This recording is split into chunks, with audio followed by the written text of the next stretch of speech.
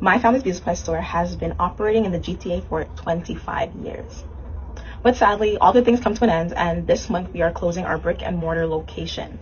So as we prepare to close our brick and mortar location, we are saying thank you in the best way we know how. Everything is on sale. I'm talking braiding, hair products, wigs, you name it, everything is on sale. You can come and shop all your necessities for 50, 60, 70, and even 80% off. We'd love to see you one last time. Come to All-Star Beauty Complex and shop our closing sale.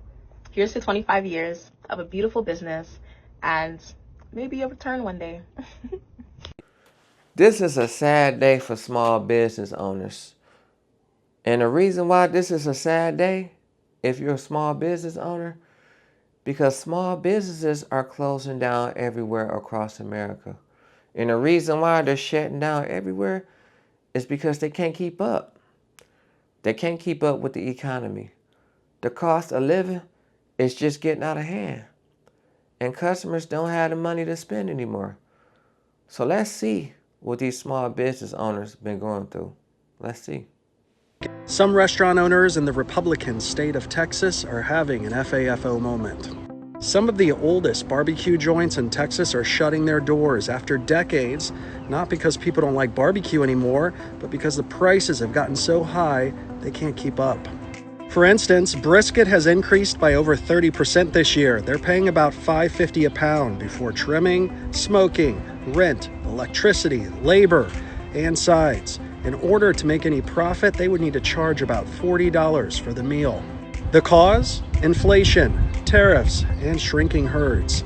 Texas cattle herds are the smallest in 75 years. That means a few companies dominate the industry and the small businesses get squeezed out.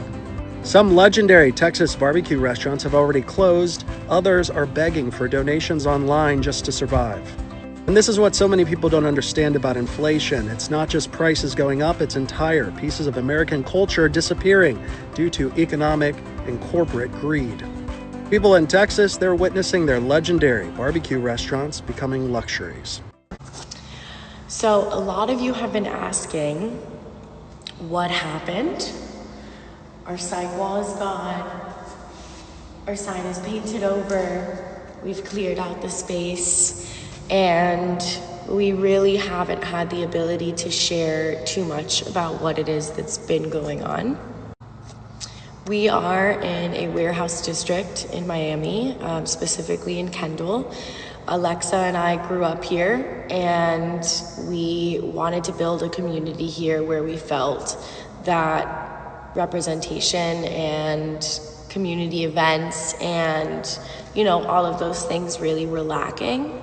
There really aren't a lot of spaces for people to come and celebrate creativity and be artistic and again just be creative and to connect here specifically in Kendall. You always have to go to Brickell or Wynwood or Coconut Grove, and we wanted to build something here in our home base to give back to the community. So in our local warehouse district, we have a nearby church that is also in a warehouse. We do a bunch of community events.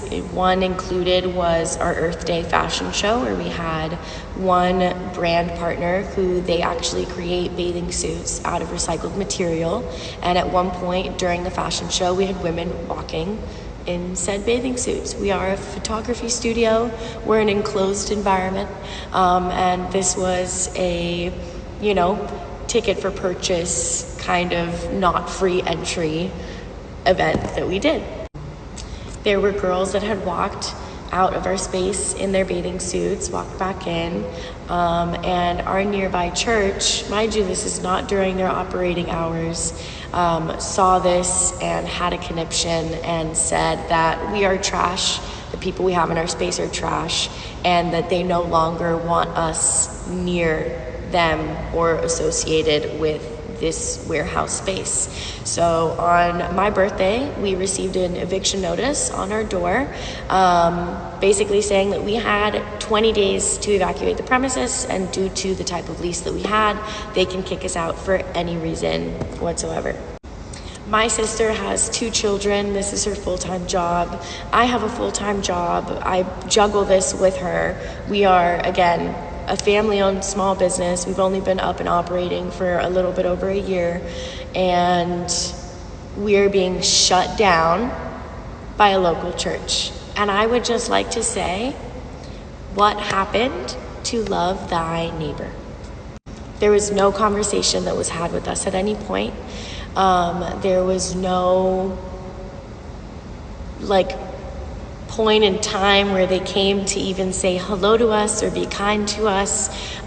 They would always steal our parking spaces. We would put cones out. We have literally parking space numbers that specify there are parking spots. We would put cones out just to make sure that no one took them during days that we had events so that our guests could park. And they would drive over our cones on purpose. They've had many issues with other businesses in this area that we've spoken to. I don't want to say the name. I don't want to trash anybody. That's not what this is supposed to be. I really just want to let you guys know what's been going on and why it is that we're being forced to close our doors, basically against our will, because we really don't want to close. But we're now going to be doing photo shoots off-site and pop-up events at different venues. So if you guys still want to do a photo shoot with us, if you guys still have event ideas or you want to go to our events, just know that it is not done. It's just our space that we're walking away from and saying goodbye to. I think at first we were extremely sad and angry. This is our first business. We're both in our 20s, and this was something that we started after our grandmother passed away because she had encouraged us to take a risk and do this together, and so we did. And so to have it ripped away from us the way that it was, just for no rhyme or reason, we're not trash. What is one thing that you want to say to everybody who supported you throughout the years? Oh, I'm so it's great. Okay. Everybody, thank you so much. I was here happy, and then cause you guys come here, so I'm so happy. Thank you so much. I love you guys. Thank you so much. Thank you. See you next time. Thank you. 감사합니다. 또 봐요. Okay, this is not my usual content, but I am so passionate about small businesses, this needed to get out. If you live somewhere that has a painted tree boutique and you've ever been inside, you know how awesome they were. You can see where I'm going with this. So if you're not familiar with what Painted Tree is, it's a business that inside is made up of hundreds of small businesses. They rent out booth spaces to small business owners on an annual basis, and those small businesses use those booths as essentially their storefront. To give you an idea of what some of these booths look like, here is one, and another, and another. So you can see each one of these looks totally different. It's like a different store in each booth. And there's over 60 locations across the country. And like I said, hundreds of small businesses in each location. So thousands of business owners that run their business through this Painted Tree model. Well, this morning, all thousands of those vendors received the same email. And I'll move to the side so you can pause and read it. But essentially, Painted Tree, as of today, is no longer in business. So these people were given 10 days to come and get all of their merchandise out. Customers are not allowed to shop there. They're done, closed, it's over. I wanted to reply to this comment because I think it's an important issue. People really need to understand what's happening to small downtown Oshawa businesses. And in fact, I was talking to another small business owner this morning, and they've had to close down. They're still looking for a place to relocate, and it's cost them tens of thousands of dollars to do that. And not only is it that there's a cost to that business owner for years of investment and a loss of their livelihood, but also other jobs. I mean, that's a loss of jobs potentially in downtown Oshawa.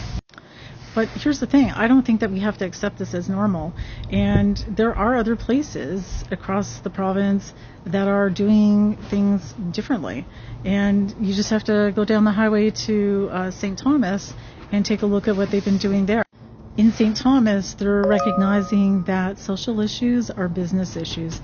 And what they're doing is they're coming together, and so that's the Chamber of Commerce, local elected officials, that's police services, that is housing, that's also community agencies. And they've come together, and they come together on a regular basis to look at solutions to the housing and mental health and addiction crisis that they have. And we need to stop working in silos and come together. All the community partners, we all have an vested interest in finding solutions. So, there's an interconnectedness to housing, to a thriving downtown with successful businesses, to having safe communities. And I know that we can do this. I know that Oshawa can do this. We just have to decide that we're going to do it. Now it's starting to make sense. It's starting to make perfect sense. Just ask yourself, when is the last time you've been to an area in your town and you've seen your favorite small business up and running? I know it's been a while, but the reason why I'm asking you this is because most of us, we don't pay attention. Our favorite small business been closed for a while, and we didn't even notice it. And the reason why a lot of people don't notice that their favorite small businesses are not up and running anymore is because we got so much on our mind to worry about than to be shopping at our favorite small business. And I know it's sad, but that's just how life is. The cost of living is just steady increasing. Everything is still expensive. Nothing is going down. Everything is steady going up.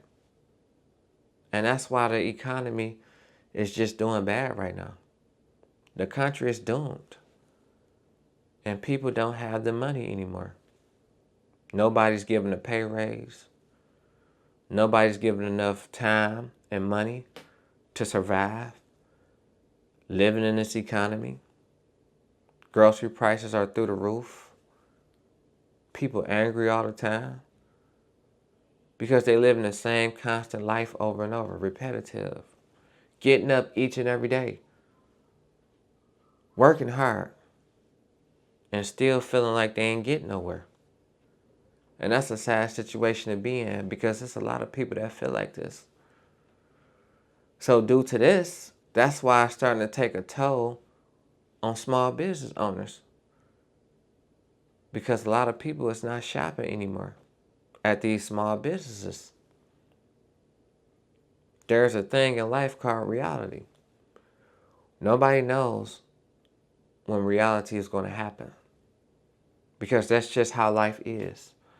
Life is just becoming so unpredictable. It's drastically changing each and every second. So that's why a lot of small businesses are closing. And we didn't know that they were going to go out of business this soon. We all thought they had reached this point. But in reality, like how I stated, they already reached that point. We just didn't notice. Ain't that crazy? How we've been living our life so much to the point that we don't even notice what's really going on around us. We don't pay attention to our surroundings no more. Small companies closing down everywhere. After working, being in business, up and running longer than 15 years. Having to say their last farewells. And that's terrifying. And they're not going to come back no time soon. Because once a small business is gone, it's gone forever. When is the last time you've seen a small business go out of business and start over again? The only time that they'll start over if they move to a new area. They're not even moving to new areas really. And that's the sad part. And it's just getting out of hand because who would have ever thought that their favorite small business would come to an end? And it's just getting sad out here. It's getting tough. It's getting very difficult. And it's going to continue to get worse. And that's my take on this situation. Let me know how y'all feel. Share it in the comments. And I'm going to see y'all on the next one. Peace.